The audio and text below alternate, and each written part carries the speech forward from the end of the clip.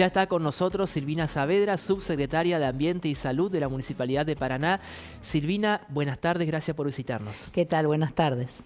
Bueno, hoy justamente es el Día Mundial de la Zoonosis. Queremos conocer por qué se celebra o se conmemora, mejor dicho, este día y por qué es importante, ¿no? Porque en mi caso no creo mucho en los días de, pero bienvenido sea si sirven para concientizar y trabajar al respecto. Bien.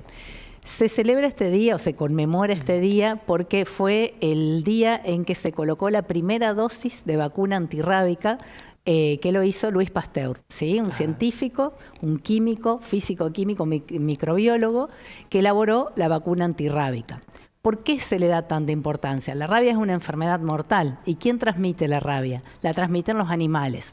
Por eso es ¿Todos una los animales zoonosis. o algunos? Los animales de sangre caliente, por así decir, los mamíferos, ¿sí? Ah, claro, la mayoría de los que tenemos más cerca de alguna forma. Perro, gato, o sea, por ahí hurones, a veces animales silvestres, y tenemos un ciclo aéreo que le llamamos de la rabia, que son los murciélagos, que ese ciclo es el que uno tiene que estar vigilando y el que, se vigila, no lo podés controlar en el sentido de que no podés vacunar los murciélagos, ¿sí? Claro, pero por eso los murciélagos no son siempre como los malos de la película. Veo que uno es como que desde chico le tiene cierto temor a los murciélagos, siempre es como presentado como lo malo.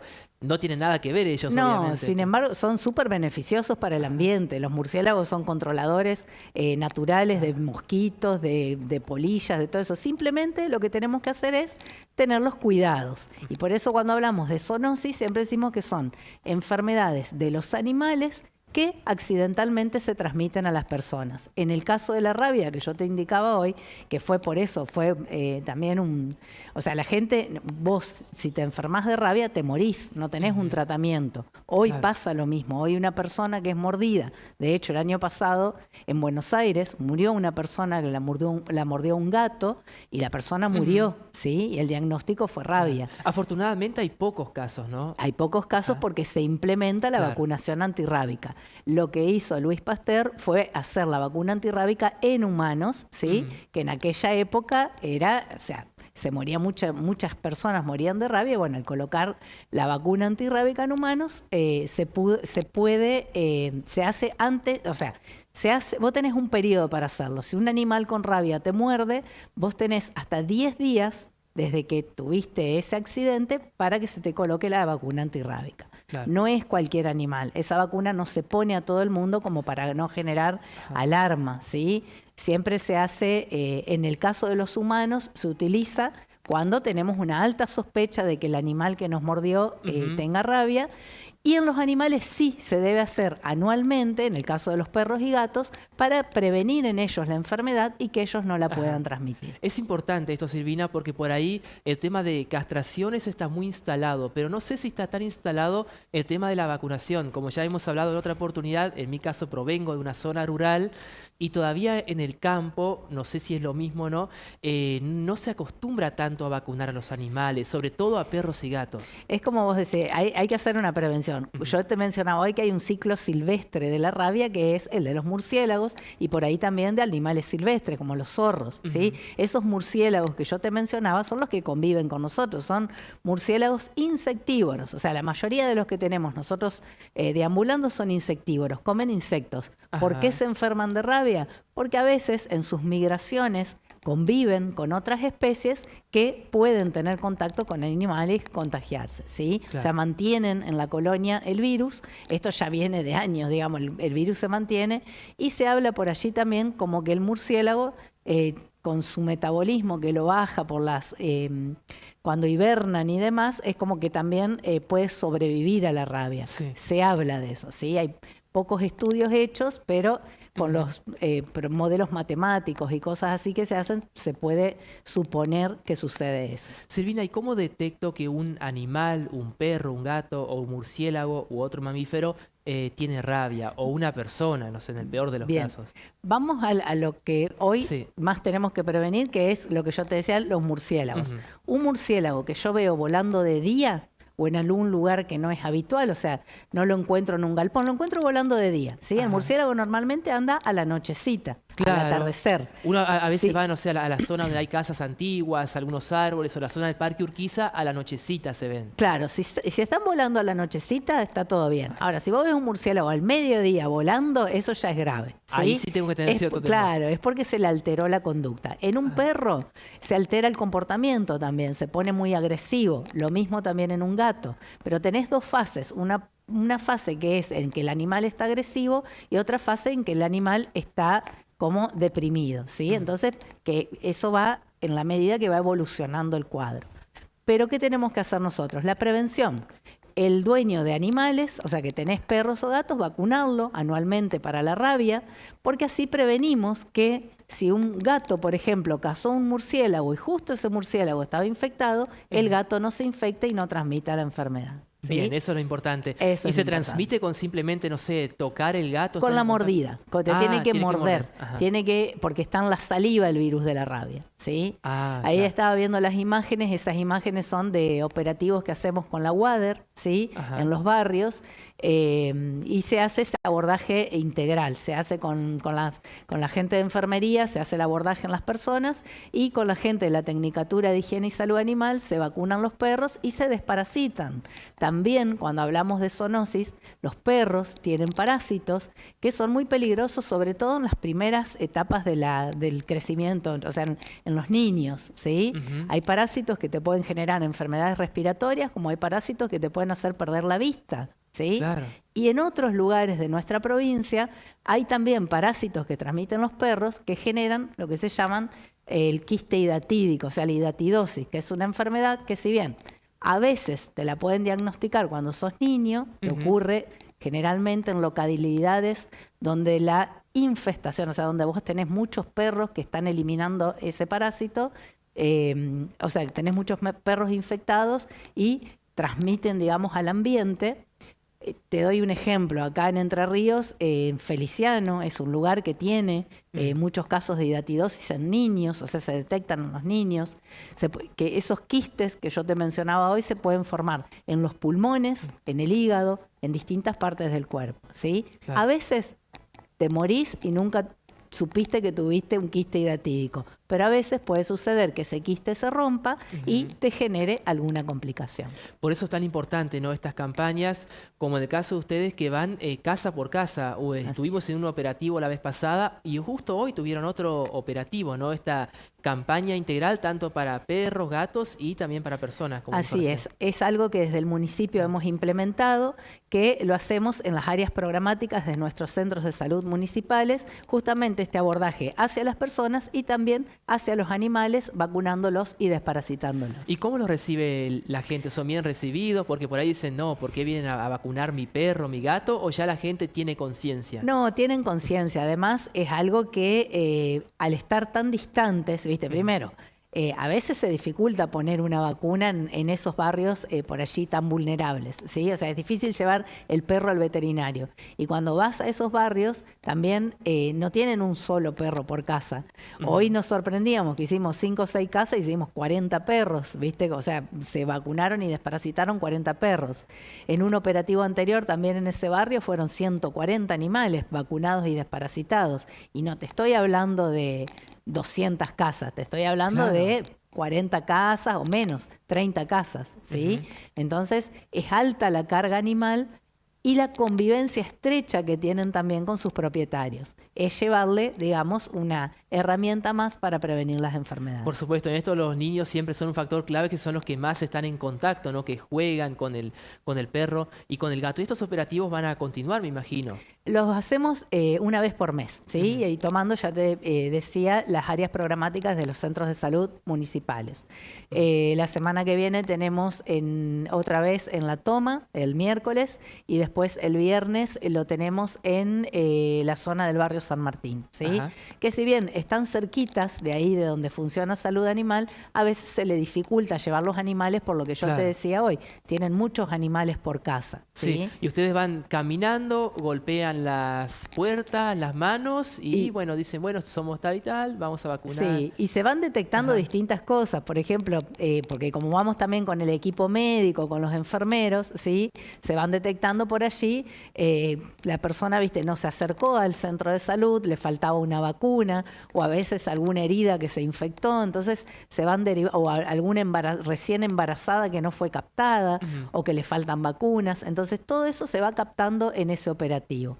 Al que le sumamos también la parte de saneamiento ambiental, que van desratizando, o sea, colocando cebos para roedores, que también sabemos que los roedores pueden transmitir leptospirosis, que es otra enfermedad, otra zoonosis de las que hablábamos hoy, que, bueno, haciendo, a ver, para combatir los roedores no es solo colocar el cebo, no solo se coloca el cebo, sino también que se van dando las indicaciones de modificar el ambiente para que no sigan proliferando. Claro.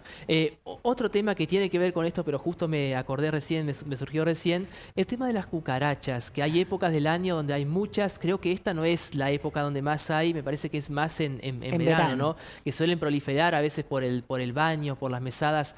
¿Son muy peligrosas? La cucaracha es, o sea, se les llama fomites, o sea, ellos pueden llevar microorganismos porque tienen las patitas pegajosas y porque andan sobre distintos lugares. O sea, vos tenés las cucarachas que pueden andar sobre la materia fecal, aunque suene asqueroso, y después esa misma cucaracha va sobre la comida. Entonces, eso es lo peligroso, ¿sí? O sea, son vectores, o sea, no son vectores, no están de acuerdo a lo que es el significado de vector, pero sí lo transportan al microorganismo, ¿sí?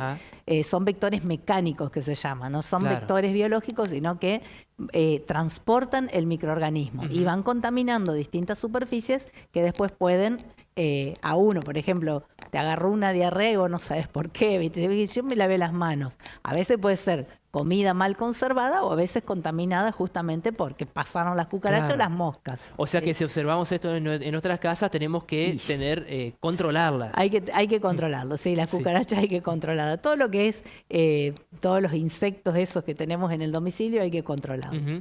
Y hablando justamente de control, no iba a hablar de este tema hoy, pero siempre cuando la veo a Silvina me acuerdo del tema porque ella es alguien que trabaja incansablemente con respecto al dengue, justamente a la prevención, y me acordé estos días por el calor que está haciendo, algo atípico para esta época del año. Creo que antes de ayer fue el día más caluroso en todo el mundo, no solamente aquí. ¿Cómo estamos ahora? Este calor me imagino que no es nada bueno, ¿no? En cuanto para la prevención, para que no prolifere la Aedes aegypti, que es el transmisor del dengue. Bien, esperemos a la semana que viene a ver qué pasa. Hasta la semana pasada no había casos, pero como vos decís, este calor hace que el mosquito se active. De hecho, ayer me mandaron una foto de Federal de un mosquito Aedes aegypti. Me dice, mirá, pleno invierno y hay una Aedes. Yo también he visto acá en Paraná Aedes volando, ¿sí? Porque vos con estas temperaturas a veces los podés encontrar en criaderos, o sea, en lugares que te quedan, por ejemplo, una cubierta que te quedó abajo de un árbol. En la sombra, ahí podés encontrar larvas del mosquito. Pero mosquito volando cuando hace mucho frío es medio difícil verlo.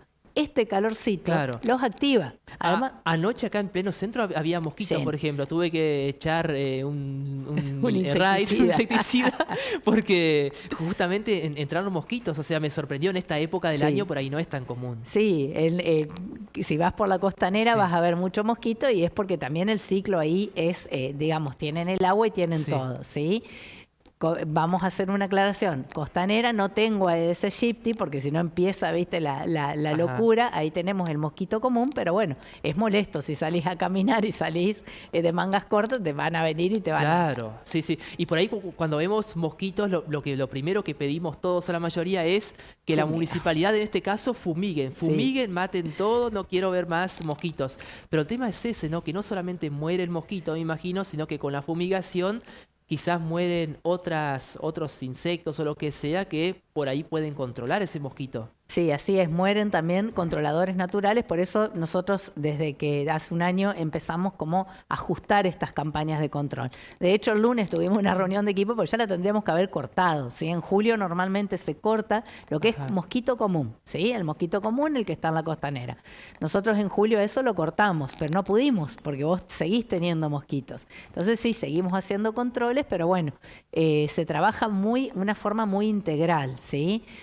Ahora se está usando un producto que es muy bueno porque tiene, o sea, además de la acción inmediata de insecticida que te mata al mosquito que está volando, tiene una sustancia que cuando queda en el agua actúa como modulador larvario. O sea, las larvas no se terminan de desarrollar y eso hace que después no tenga mosquitos a futuro. O sea que nosotros con el tema del cambio climático tenemos que de alguna forma acostumbrarnos a esto, ¿no? Ya no va a haber esos fríos intensos o semanas enteras con frío, sino que es frío, después calor. Yo lo que creo que tenemos que ir, así como decir, no acostumbrarnos, sino amoldarnos y empezar a tomar las medidas o los recaudos necesarios para que eso no nos afecte. ¿Qué sería un recaudo necesario? Empezar a ponerte la mosquitera, o sea, para lo que es insecto, colocarte la mosquitera en los domicilios. Como había antes, o sea, antes en la casa de... Antes era más por la mosca. Por las moscas, Sí. era porque yo me acuerdo en las casas de campo era muy común ver la tela mosquitera. Sí. Ahora es por el mosquito, ¿viste? Bueno, también en el campo por el mosquito, porque en zona rural siempre vas a tener mosquitos, ¿sí? Pero por eso, ¿viste? Estamos muy mal acostumbrados a decir, como dijiste vos hoy, veo un mosquito y lo primero que pido es que fumiguen. Hay otras medidas, porque también hay que ser conscientes que el fumigar es un insecticida lo que estoy echando, es un veneno, Claro, si bien son, sí. o sea, son aptos para utilizar, o sea, están habilitados por el ANMAT para poder usarlos en lo que es que no repercutan la salud de las personas, pero estás usando un insecticida. O sea, Y a veces lo llamativo es esto, ¿no? Que nos quejamos del tema de las fumigaciones en los campos y no en y no en el insecticida que ponemos en la casa, que debe ser con características diferentes, pero más o menos lo mismo. Y no crea que es tan diferente, porque cuando vos lo usás, o sea, todo va en la frecuencia de uso y en la cantidad. Muchas veces vos decís, veo un bichito volando en mi casa y agarro el frasco de insecticida. ¿Y qué hago? Lo vacío al frasco. Claro. No es necesario. Si vos simplemente colocando... Porque o sea, uno es como que pone con rabia, dice, bueno, muera mosquito. hasta que se muere el mosquito. Bueno, eso simplemente actúa por contacto. Entonces vos simplemente con pulsar 5 a 10 segundos, según el tamaño de la habitación, eso te queda una nube y eso es lo que afecta al insecto. Entonces no es necesario vaciar un frasco. Si vos estás todos los días vaciando un frasco, te estás exponiendo frecuentemente a ese insecticida, pudiendo después tener trastornos en la salud. Claro, y es interesante ver esto, y con esto ya vamos a cerrar porque ya se nos va el programa de las manos, es que quizás uno ve pasar por la ciudad, ¿no? Una fumigadora, esto que se llama mosquito comúnmente, y se horroriza por ahí. Y quizás voy al supermercado y junto el puré de tomate, el fideo, las galletitas, con el insecticida. Una botellita de insecticida, que creo que muchos lo hacemos, en mi caso lo hago a veces. Sí, por ahí ya te digo, recordar eso, el uso en el domicilio. Yo tengo mucha gente que por ahí vamos por el tema de alacrán y dice, no, yo he hecho, no voy a decir la marca del producto, pero bueno, en el balde de agua y baldeo todos los días baldeo con eso. No está bien, porque estás haciendo todos los días, estás echando un insecticida que primero no te va a matar los alacranes y segundo te estás intoxicando. Silvina Saavedra seguiría hablando más porque son temas muy interesantes. Muchas gracias por la visita. Bueno, muchas gracias a ustedes. Así pasaba Silvina Saavedra, subsecretaria de Salud y Ambiente de la Municipalidad de Paraná. Ya estamos en el final del programa, pero tenemos más información, más noticias porque las estafas